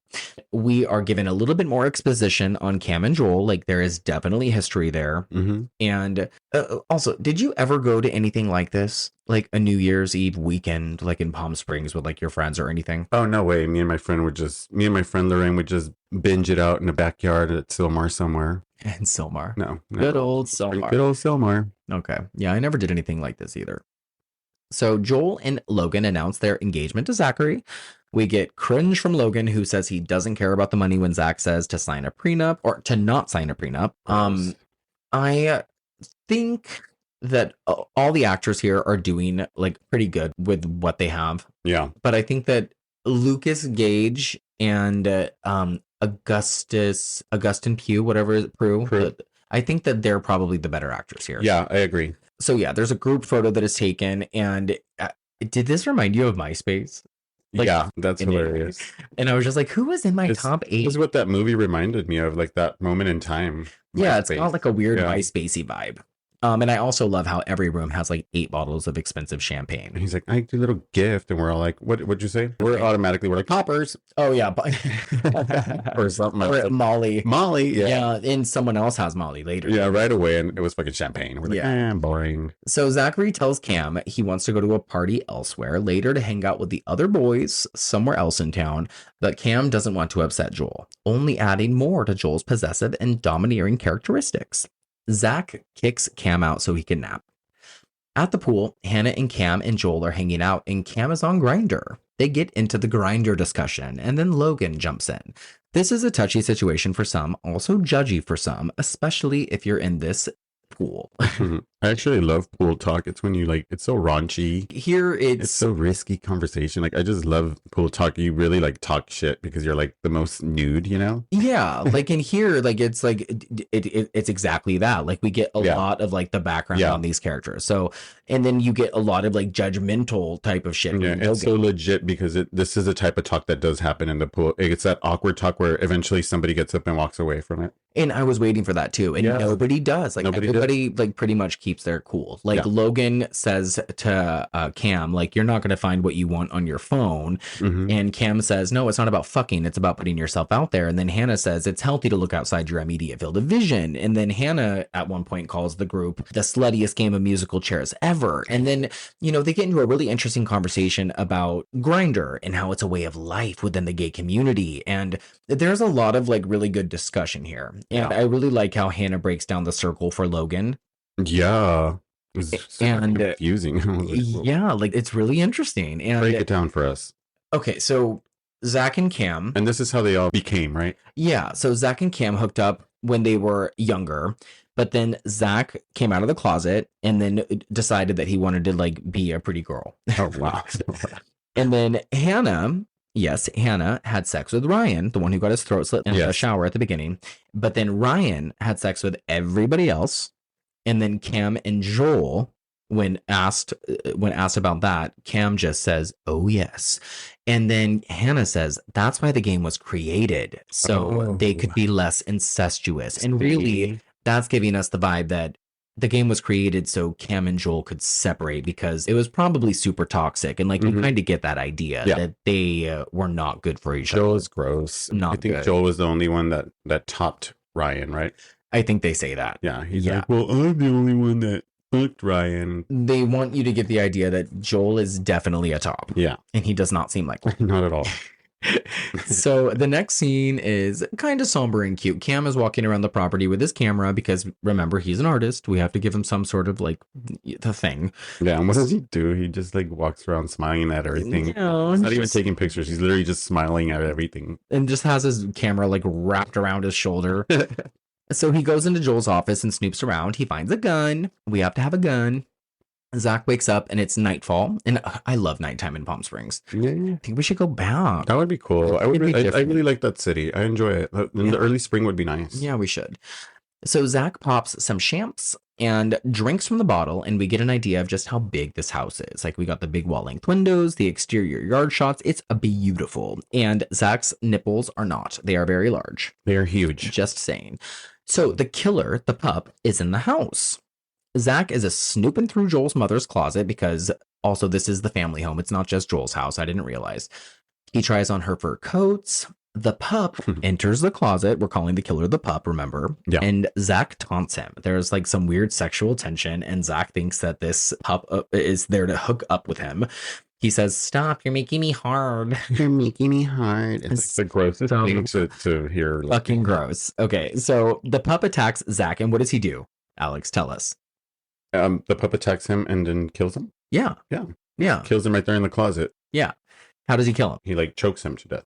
Yeah, but how? What do you mean? Oh yeah, this is where the whole "I left you something." Sorry, I was like so out of it. No, it's okay. Killed him. What do you mean? Yeah. This is where the whole "I left you something in the room" comes to play. So now we're figuring who the fuck is the killer, because if he left the champagne bottle in their rooms and he's using that as a weapon now, it makes you kind of think that Joel is the killer at this point. I think that's why the champagne bottle is used. So he cracks it in half and then he starts shoving it down his throat, where his mouth just starts expanding, because of the width of the bottle keeps going down his throat. Yeah, like it's like in his esophagus. Yeah. It's pretty graphic, but I wish there was more blood. Yeah, really. It should have been more gruesome. At least like the bottle crack, now it's cutting into his flesh. Some shit like that. But I won't lie. I'm glad we got rid of this character quickly. Honestly, yes, it worked. Yeah. So we get a second man ass. This time it's from Cam. And I think we actually get some dick. I'm not sure if it was, but I'm going to go with it. I'm going to say yes, it was for the sake of me. Yeah. Yes. And this is from a streaming Hulu film, you guys. Like, this is for anybody and their mother to see. Like, okay. In the other room, Logan has just dressed and showered, but Joel forces him to undress and fuck. This is very annoying to me. I don't like the way he kind of forces him to do it. And it's super uncomfortable. And then he lectures him about the cologne that he's wearing. And it's like... Yeah, he's like, it's wear a different cologne. It's really gross. Or just don't wear cologne, I think is what he says. Like, it's just like... Wear a different cologne. He's so bossy. Yeah. And it's not cute because he's not very cute. So we had learned this already because he's driving. It's his house. He's the top. He's like, bullshit. It's gross. Cam gets out of the shower and finds a white envelope asking him for a midnight kiss. Hannah dresses for the night and has solidified herself as, again, our favorite character of the movie. Yeah, I love her. I love her in that jacket. I love the way she's getting ready to just go chill in the living room. Yes. Oh, the jacket's divine. Yeah. Fucking Dolly Parton. Exactly. Jolene. So we get a gay sex scene. Side fucking, Joel finishes and everything. He tells Logan that they don't have to play the midnight kiss game, but Logan says they can. He doesn't want things to be different just because of his presence. Joel tells Logan to go shower again. And obviously Joel's the killer, right? Yeah. Okay. So that's what I would think too. Like, up until this point, like, it's very evident. Well, in all reality, he fucking is a killer. Oh, yeah, we will get there. No, we slash and bleed out, girl. Mm-hmm. So Cam is in bed. Hannah enters to discuss Joel and Logan drama. Again, I really love their relationship. Who, if anybody, is your Hannah? My split personalities. Oh. I don't have a Hannah. Very well said. Like a Hannah Montana. Unfortunately, I don't have a Hannah. She's my Hannah Montana. I think if you were to roll up Monica and Ashley and Aaron and Shelby and Christine and Andrea, like into one person, that would be. I would say Aaron for the fashion for sure. If you rolled all of those people into, so basically all of my female best friends into one person, like that is like energy. You know what I mean? Yeah. So yeah. So energy. Yeah. I love that. Hannah forces Cam to redress for the evening and does the "Don't make me drink alone." We love that. And what's that from? Ma, the movie. I think that's where she got it from, because we used to say that, toying around with our group of friends. We used to be like, "Don't make me drink alone," every time we go to the liquor store or do some bullshit. I really like that movie. But I think it's probably from Ma. Yeah, okay. So Zach is gone. Hannah gives Logan makeup. Joel receives a text, conveniently, from Zach saying she went to the party with the other boys across the mountain. So the group goes out to the club for the New Year's Eve festivities, where Hannah gives everybody Molly. Joel and Logan part ways to play the game. Cam sees Dante dancing nearby. Joel displays some jealousy stuff towards Cam. Hannah thinks it's because Cam is single. Hannah and Cam go drink and they have a moment. The fruit fly one. Yeah. Here's that little fruit fly at the bar. Yeah. Hannah is actually a sad and lonely girl who is over being the tag along, and she wants Cam to go with her to a straight bar for once. And this is why her parents keep asking her, "Why don't you find yourself a good boyfriend?" It's like, because you're always hanging around with these damn gay guys, girl. Oh. No problem. We love her, honestly. We do. But where are our fruit flies at? Yeah. Comment and let us know. Let us know how your Christmas Eve was. Tell us. Oh, God. But Cam still goes off to dance with Dante, leaving her alone. But it isn't long before she gets a dick swinging in her face from some cute go-go boy. And by dick swinging, I mean his asshole is in her face. Yeah, like the most feminine of them all. And she's taking it. She's loving it. She's having it. She loves it. This movie is really ballsy. Yeah. All pun intended. Dante disappears, so Cam goes off to find him. And I think it's safe to say that he's rolling now. Again, like everybody took Molly. Yeah. So he finds Logan hooking up with two other gentleman callers in the hallway. The club is like an underground tunnel now. Yeah. Oh, God. This club is ongoing. It's such a weird landscape. Also, Logan is very, very high. And Logan asks Cam to join him and these two other guys, but Cam declines and continues looking for Dante. He can't find him, but is instead found by Joel, who takes him into a dark, dirty bathhouse of a corner to make out and be scandalous. Yeah. And ew. And at this point, it's like, we got to tell our listeners, okay, so Joel and Cam used to date, Yes. right? Yeah. And now Joel and Logan are engaged. But now Logan, as Cam is walking by, wants to hook up with him.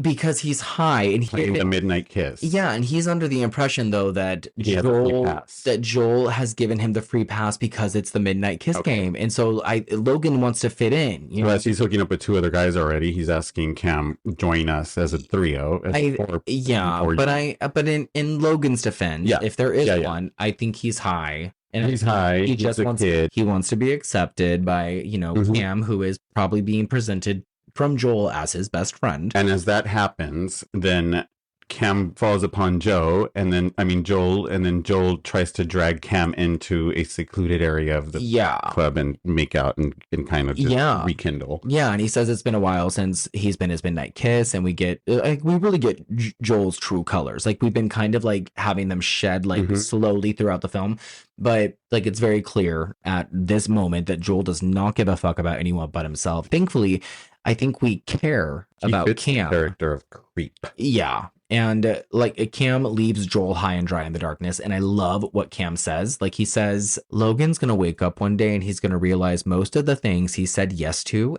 he doesn't really want them. And he's going to resent you. And then he's going to leave you just like I did.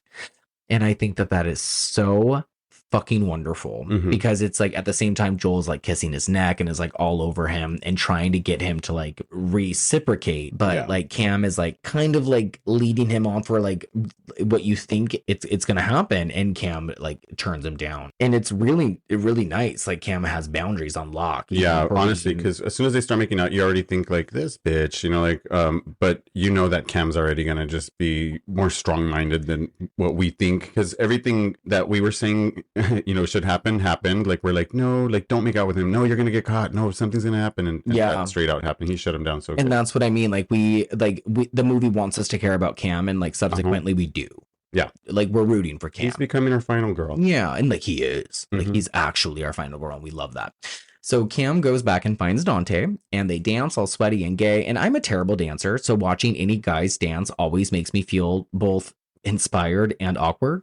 I didn't know how to dance one dance. What's that? The horizontal tango. That's a sex comment, right? No, it's a dance. Oh, okay.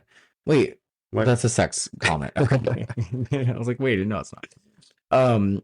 That's a good dance. That's a great dance. This music, by the way, is really weird. It reminds me of the prom night soundtrack. Yeah. Such a weird soundtrack. So Joel is having a Molly meltdown. He's texting Logan to find out where he is, but Logan isn't replying, and he's also watching Cam have a good gay old time with his new dancing friend Dante. And now it's midnight. And also, like, can I just mention, since we're talking about the dancing, and that it's so funny to watch people dancing in movies because there's no music going on in the background, and just to see them do their own moves that they can create in their own head is so hard. It's not easy. I have done extra work where I've had to like be in scenes like that, and it's fucking I love that, because I actually look past the characters into the people in the background every time there's a dancing in a movie, and I love seeing people, because I'm like, I know you're not dancing to nothing, and this is so great because it really shows their character of what they would do. You're not wrong. Acting, guys, it can be either really easy or really hard. Yeah, stress. You really you have to love it. Okay, so the group find their kissing partners for the midnight kiss game. Cam kisses Dante. Hannah kisses the go-go boy. Joel just watches. But where is Logan? We don't know. One of Dante's friends passes out, and Cam goes to get him some water. Hannah finds him to tell him about her midnight kiss, but Cam cannot stay to listen, only validating her point further that she is just the tag-along girlfriend. And I thought for a moment, a brief glimmering moment, that there could be a few killers, and I thought that Joel was one of them, and I thought that Hannah could possibly be one too, because of this stuff, because every time she went to talk to Cam, he abandoned her, or every time she was like trying to talk about herself, you're never gonna love me the way you love him, and they had like these lingering close-ups on her, and like she would like watch him walk away, and I'd be like, oh shit, she does have a tricky face. Like, there's later on in the movie, and we'll get to it, like where she does fuck me up, and I'm like, she's a fucking killer, but honest to God, she really fucked me up during that scene, and we'll get there. Yeah, I'm excited. So Cam goes to find Dante, but cannot find him. He's gone. They all leave to go back to the house, and Dante and Cam end up coming across each other on Grindr. Good old Grindr. Oh, but you didn't mention that the killer, this is when the killer shows up at the club. Oh. When Dante goes for water, remember when his friend passes out? Oh, This is the first time we see the killer at the club, and it's now 2020. Okay, yeah. So thank you for that, because I forgot. That's also another red herring thing, because they want you to think that Dante is probably the killer too. Yeah, thank you. See, I think of this shit, and then you think of that shit. Yeah, but it's so- like, yes, so that's why Dante leaves, and then the killer comes back into the room, and it's they like, want wait a minute. they want you to think everyone's the killer, but I am not gonna be that easily fooled. I'm gonna think that it's Hannah. And the killer's already at the house. Exactly. Cam, where are we? Joel. Okay. Cam goes to find Dante, but can't find him. They all leave to go back to the house, and Dante and Cam find each other on Grindr. When they return to the house, Logan and Joel have an argument, Joel gaslighting Logan about the midnight kiss game. Logan goes for a swim. Joel breaks shit, and everyone kind of babies him, and it's gross. Logan's like, I'm going to go for a swim. Is that okay with you, Joel? Ugh, have you ever been in a situation like that? Yeah, where you have to ask for permission. It's so gross. It's Mhm. gross. Can I have some water? Oh, yeah. Oh, I think it's behind you. Is that okay with you? Oh my God, sorry. I just fell into that one. Ew, don't do that. I love that Cam and Hannah are still high, by the way. It's so So funny high. because they're like, I'm so high. Yeah, come down is the worst. You're getting there. I never had come downs when I would take Molly. Girl, It was that's because you took more. I took a lot of it. Oh my God, I was high like every day of 2015. Stop it. Okay. So I hate Joel more and more by the moment. Yeah. I just want to throw that out there. Right there with you. Like, he starts off as a condescending piece of shit, and like he stays one noted most of the time, but he amps up as the movie goes on, which I feel like provides more of a character arc of sorts. He's stressing out the damn environment. I hate him. Yeah. Hannah goes to talk to Joel, and he unloads on her in like the most narcissistic way, and he turns on her, and it's ugly. Like, we get that he's the one who left me, like he's talking about Cam, and you went with him.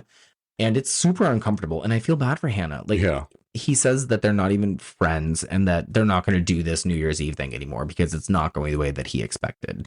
I've been in those too. Ugh, gross. Oh, I'm so sorry. Like, I have too, you know? Yeah, of course. I mean, for anybody that's just particularly been Yeah. placed in that Hannah situation where people are just fucking assholes. They suck, yeah. So outside, Logan is in the pool. Someone is stalking him, or so it seems. We don't see it. He gets a text from Joel. He gets out. We see Logan ass. He tells him he's going to go for a walk. We get a commercial break. I was watching this on Hulu. Your ad will start in 1, Yeah. 2. So let's not forget that this is essentially a very long television episode. So Dante messages Cam, at least we think it's Dante, that he's there at the house. So Cam goes to look for him. And, Grindr, like, it tells you, like, I mean, maybe you don't know, but it tells you, like, you're 20 feet away from someone. Grindr is really sketch.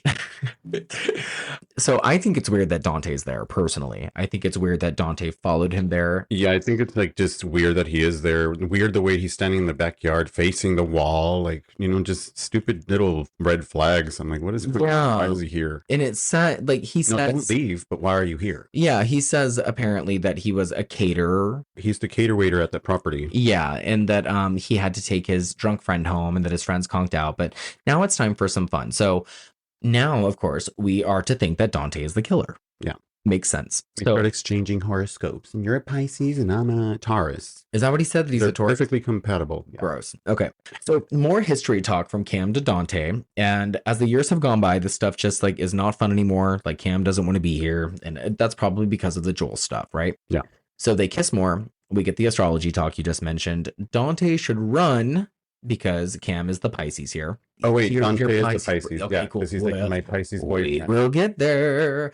Okay, should we talk about all the sexy time we get in this movie? Because when it There's happens, tons of it. there is actually a lot of it, huh? But it's just like, it's really nice, clean, sexy. It's not annoying. Yeah. It's not ugly. It's not like Marsax. Okay, yeah, let's embrace it. Because these guys are at least somewhat attractive. And it's like, they seem like legitimately I love real that people. they're like normal folks. They're not like muscled out freaks, like, yeah, or and thick that's pack. what I was saying to you when we watched this about the Cam character. Like, like not my type, but like he's not like a fit. No, he's just an average regular guy. No, like he's not like a little bit of a belly, and like he's not like your typical what you would see on like a cover of a magazine. Yeah. You know what I mean? So that's like what you just said. Like, he's like a legitimately real person, Mm-hmm. and I think that that's really nice to see. Like, the people that were cast outside of that Chester Lockhart. Like, I think everybody else was cast very nicely in this film. He was probably the most pretentious out of all of them. Zachary. Yeah. Ugh. Yeah. And I guess it fit for his character, but I just wish it was a different actor.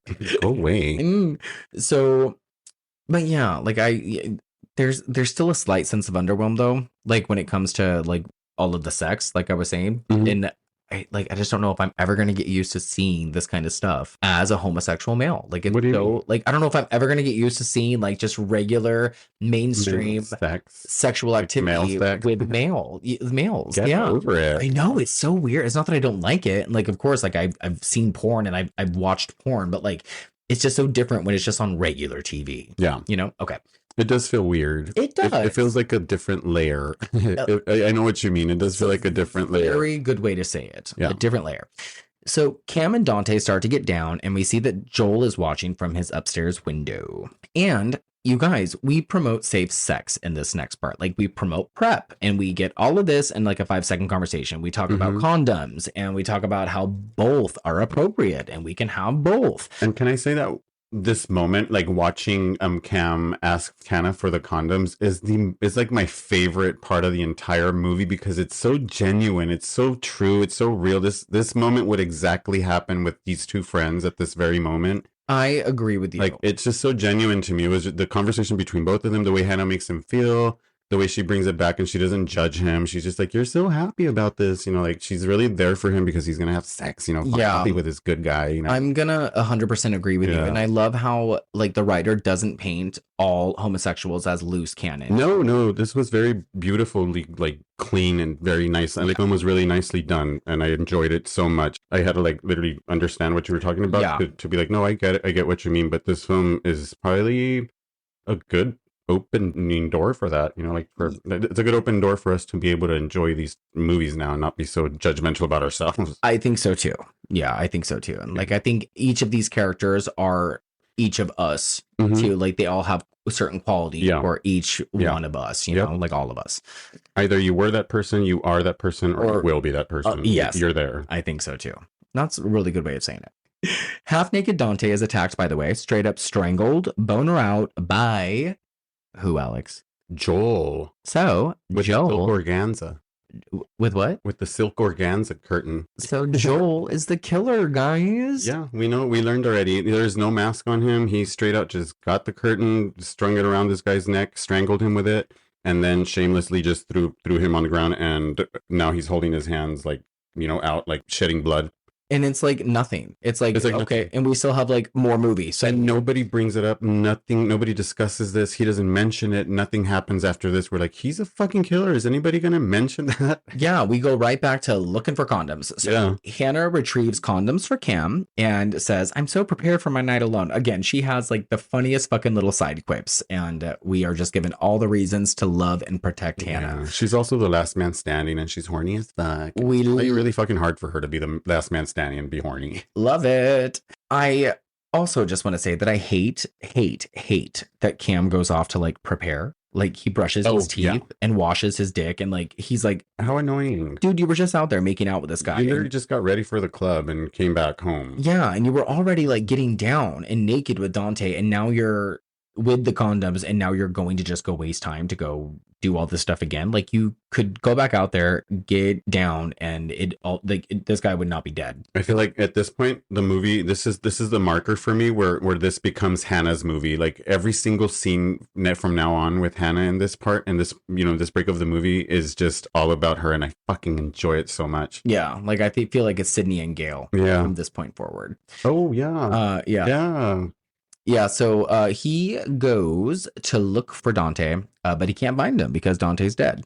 So, what was I going to say? Cam asks Hannah, but she doesn't know where he is either. Also cementing my suspicion in Hannah.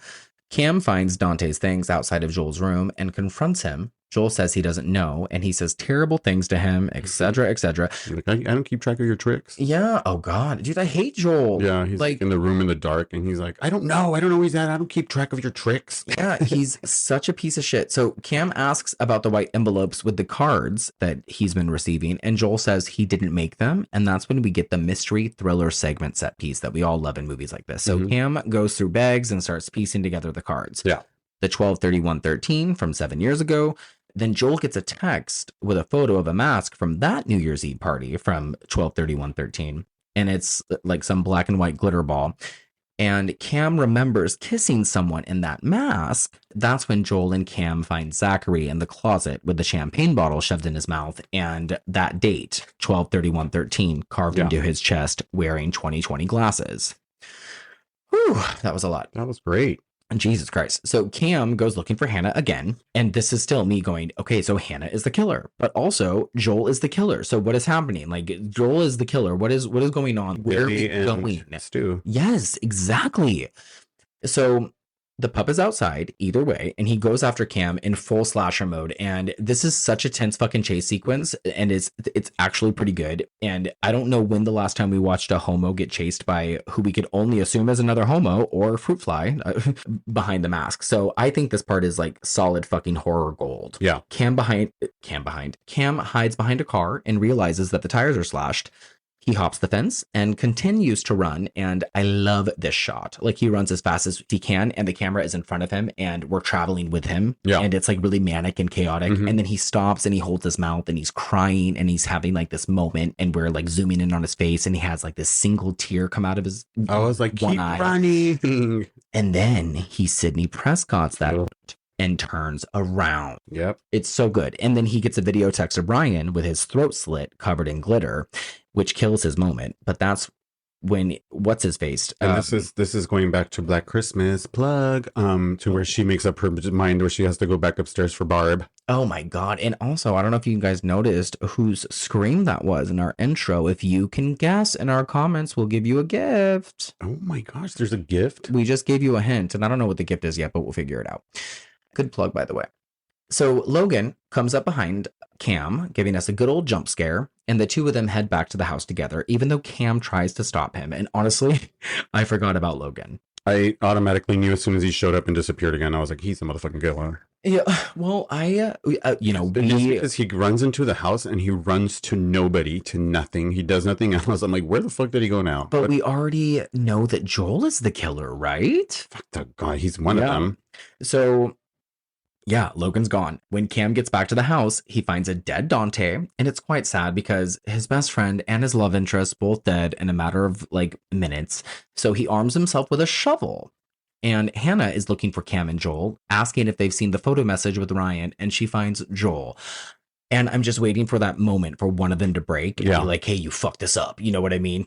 Like, for one of them to be like, you're the killer, I'm the killer. Like, let's go. It used to just be me and you. Yeah, like I'm just waiting for it. But when Hannah reaches out to console him and he's crying and sobbing, and then Joel recoils and walks away, and she's like genuinely surprised. My suspicions like of her, they kind of died down. Kind of. Yeah. Because she'll come back. Yeah. So Hannah follows Joel out to look for him. And outside, she can see Cam. And when they see each other, this is where the pup is coming for Hannah down the hall and attacks her. No. This is something we've seen before in other movies. Oh my God. Where they're like on the other side of the It happens with Gail and Dewey in every Scream movie that they're in. Every fucking time. Yeah, but this is done very well that it can break itself off from those other movies. You'll enjoy it. You won't criticize it. But it just compares to all those others, of course. I loved it. Yeah. Outside.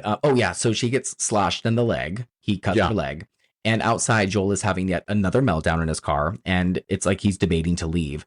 Again, have we forgotten that Joel killed Dante? He's a fucking killer. Exactly. So, but then he is attacked by the pup, who breaks into his window and like starts to attack him. Yeah. We go back to Cam and Hannah. Hannah can't walk, so Cam goes for the gun in Joel's office. Hannah's line delivery of the one time you guys decide to stay with me through the entire Oh my gosh, she's so good. Is when a psycho is trying to murder me. See, and this is what you're talking about when she starts delivering this line. she like kind of starts laughing. This is when I thought this bitch is the killer. And he looks at her like so fucking, like scared, and he's like, bitch, you're the killer. I literally almost punched Alex in the face right now because I got so excited. Yeah, but I mean, they truly fucking fooled the shit out of me. I was like, Hannah's the fucking killer. Oh my gosh, get out of the fucking bathroom. You're in the room with the killer. I absolutely thought that this is where it was going to happen as well. And it was also kind of endearing because, again, I really love their friendship. Yeah. And she looks so much like Anne Hathaway right here. Oh my gosh, and like, yes. She is a really good actress, and like there's so much adrenaline going right now, and the music is working really well with it. And there's so much suspense in this last 15 minutes, and it's packing such a fucking punch that if she would have revealed herself as the killer, I would have been totally on fucking board. Yeah. Because there's a lot of reason for her to be doing this. Like girls who are girls who are in this position with the gay men in their life, like a lot of people don't realize like the inner turmoil that girls have to that are latched on to their friends like this. Like, I mean, you're basically in a friendship or in a love relationship, in love relationship with this gay man that will never correspond to you, you know, and it's the obsession that'll drive you nuts. So that would have been really good if it went that way. And I kind of wish that it did, because the killer reveal is a little underwhelming. There's a song called Beautifully by Jay Brandon that kind of details this kind of stuff. Anyway, this is Midnight Kiss Part 2. Seriously, right? Okay, fucking Gypsy Rose edition. Yeah. So, oh god, you guys, yes, Gypsy Rose adventure, baby. Get out, girl. Go buy yourself some shoes. Welcome home. Midnight Kiss Part 3. Okay, so Cam goes to the office and the gun is gone.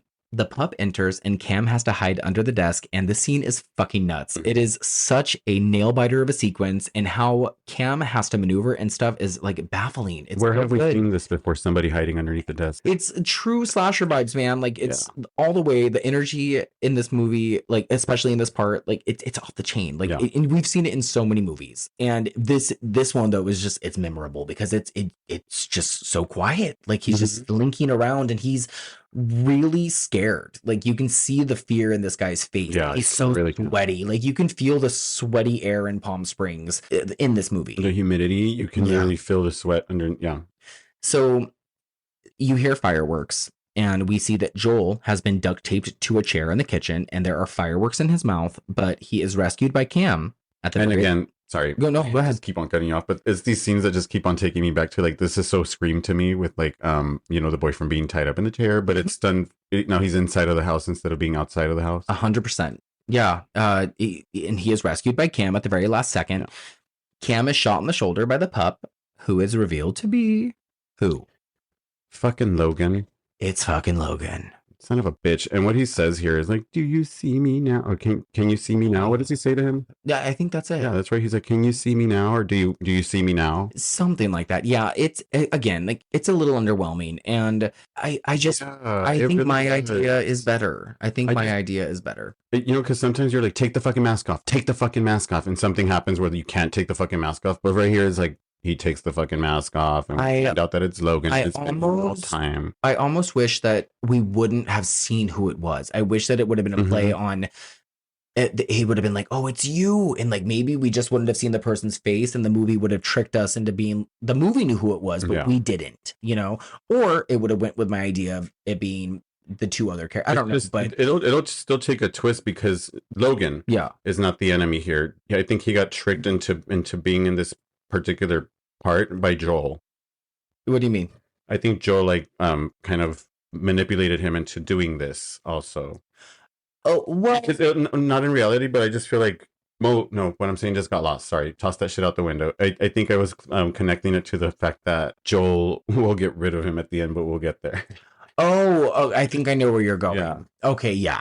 Okay, yes. So Joel, that's what I was saying. Like, we're watching Logan do all this right now, but in reality, Logan was not the enemy. We'll find out like after, like what comes after that. Okay, that's what I was saying. So it turns out that the eve of 12/31/2013, that was when this Midnight Kiss game was invented, right? So at midnight on that night, Cam chose a masked stranger who was Logan, who was not out yet, had never kissed a boy. He chose him to be his midnight kiss, and that basically fucked Logan up forever, being he was still closeted, and Cam just walked away and ignored him after that.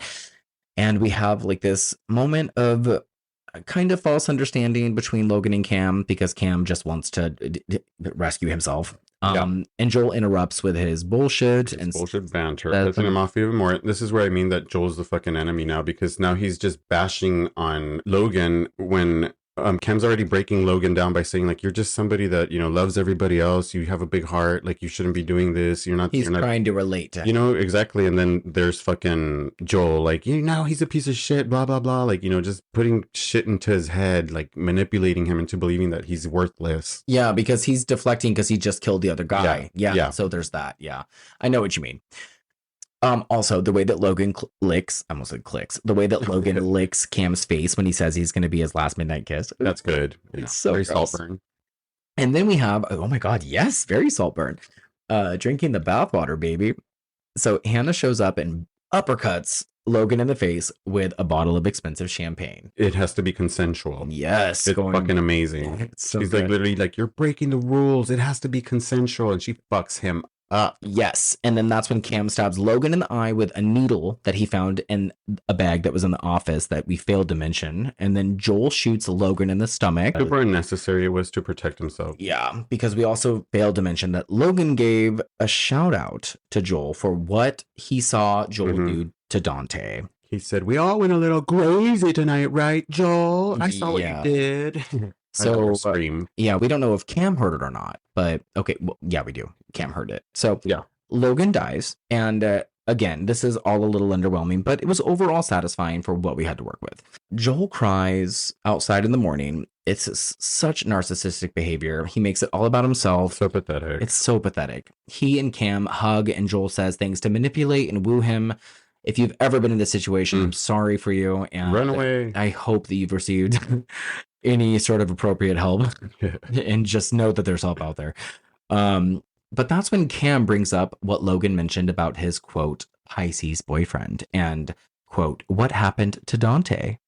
And that's when Cam puts two and two together and realizes that Joel actually killed Dante. So he might not have been the killer, but he did kill Dante in a fit of jealous rage. He leaves Joel again, and it's a really powerful moment.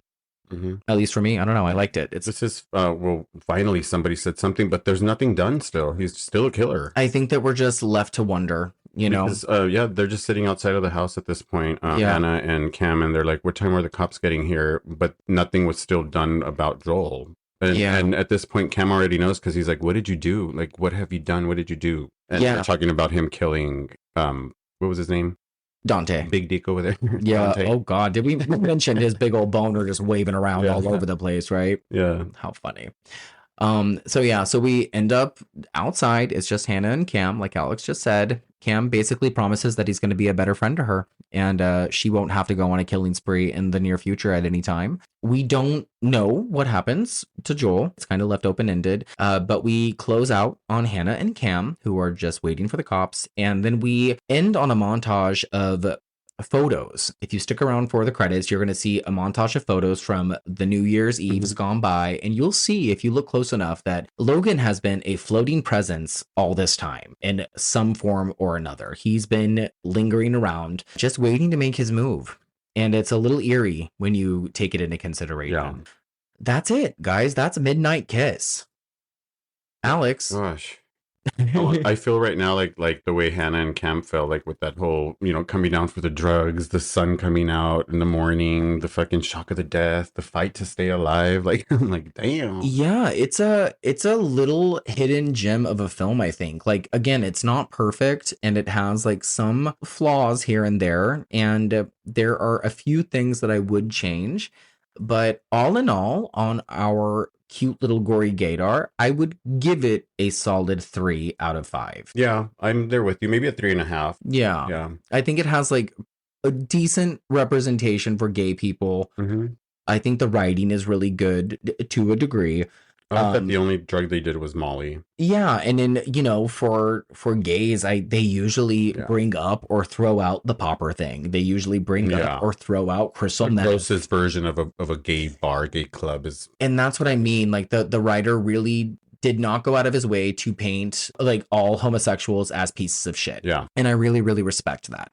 Especially in Palm Springs, it's a gorgeous place. Yeah, but a lot of bad things. Yeah, a lot of bad things happen there. We both know that. Yeah.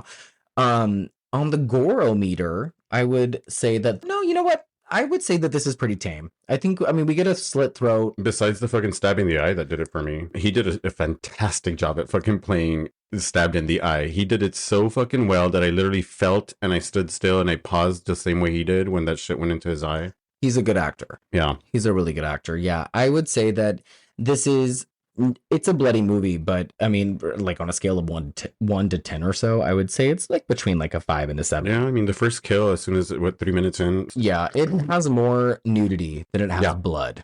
Yeah. So I would say it's not for kids. Like, this movie is definitely not child appropriate. And it's not that bad, honestly. Like, there's no big old dickhead just, like swinging around the damn TV screen. Yeah. Like, it's literally genuinely clean. It's just the side. It's just maybe as when Sex and the City came out and we saw Dante's dick in that same movie. His actually name was Dante. I never watched it. You never watched it? Well, we get like a side tilt. It's done very clean. Like, there's nothing gross or sexually, like, maybe people get turned on by it, but honestly, it was done well. Some people like to have whatever is left up to their imagination. Cut that shit out. Okay. This is available on Hulu, and I would say watch it. I think it's a really good choice for a New Year's film. Again, I don't have a lot of basis for comparison, but I would say give it a shot. I recommend this. Alex? Mainly, yeah, like folks like to stay in, or even if you go out, you're going to be hungover or have something to do, just watch this movie and then listen to the podcast. Absolutely. And you would listen to the podcast, then watch the movie, because how would you know about this movie if you haven't listened? Well, but we spoil it. So unless you want the spoilers first, watch the movie and then listen. Stay in your PJs and listen to us instead. Make it a midnight kiss day. A gory gay day. So yeah, guys, that is our New Year's Day episode. We hope you all had a safe and happy New Year's Eve. We hope you have a fabulous New Year's Day and a very prosperous and awesome and wonderful New Year. 2024. Yeah. I just had a malfunction. Thank you guys for keeping us afloat during our little season 1 sesh. Yeah, welcome to season 2, guys. We look forward to talking more wonderful movies. And speaking of which, we have this really cool poster that Lonnie, yes, wonderful Lonnie. It's super cool. So he sent us this poster right here. It has what is it, 100 horror movies in it. So it's like little tiles within this big poster. And you're supposed to scratch these tiles off. So Stanley and I came up with the idea that every third week of the month, we're going to scratch one of these off to be one of the movies that we talk about. Yeah. So kind of like a lottery. Yeah. So come the third week of January, we are going to have that be basically Lonnie's pick. That's what we're going to call it. Lonnie's board. Lonnie's board. Yeah. So yeah, the last Monday of the month, that review will be from this board until it's filled, because we already scratched stuff of Killer Clowns. I didn't notice it had Black Christmas, and look at the poster it has. It's the actual unicorn, and it's filled with blood at the tip. And it's the silhouette of the man. Yeah, out of these 100 films, we've only done 2, and this is Bob Clark's, because it tells you the director of the movie as well underneath the name of the movie. This is a really cool gift, and obviously it's made a pretty big impact on us because we're going to utilize it. Yeah, you take a coin and you scratch off each tile and it just reveals a movie poster, and it's so cool because I don't see movie posters like this at all. I've never seen one like that. No, and they're really cool the way they're done. It's like the perfect moment of the one movie is done in this poster. Yeah, and a lot of these are classics, so this is going to force us to analyze and talk about classics, even if we don't feel like we're there yet or that we have like the audacity to do so. We are going to, because why the fuck not? Yeah. Thank you very much, Lonnie, for being such a fucking good friend. We love you, dude. Also, guys, feel free to follow us on social media. We are on Instagram and Twitter at The Gory Gaze. You can reach out to us via email at thegorygaze@gmail.com. What else? Oh, I guess, Alex, this is your opportunity to tell us what you have chosen for next week. I have no idea what I've chosen for next week. We're not going to do that flesh. No, I'm not watching Suitable Flesh again. So maybe I can have you do Sister Death. Well, it's up to you. Yeah, why not? Maybe that one, or I think that one would be kind of cool. But if nothing, I'll do some more research tonight. Well, it's up to you. If you do not feel comfortable selecting something, we can also announce it at the later on this week and just leave everybody hanging, or we can have it be Sister Death. We'll see, guys. Okay, cool. And then if it's not Sister Death, we will release what we're doing later on this week. Susanna? Sure. Oh, it could do that one too. Susanna Friday Night or whatever. Whatever the fuck that movie was. It has one fucking really good part in the movie. I love it. Worth talking about. Worth talking about. All right, guys. We love all of you. We do. Happy New Year. Let's get it done. Love you. Go for a hike. Be gory. And gay.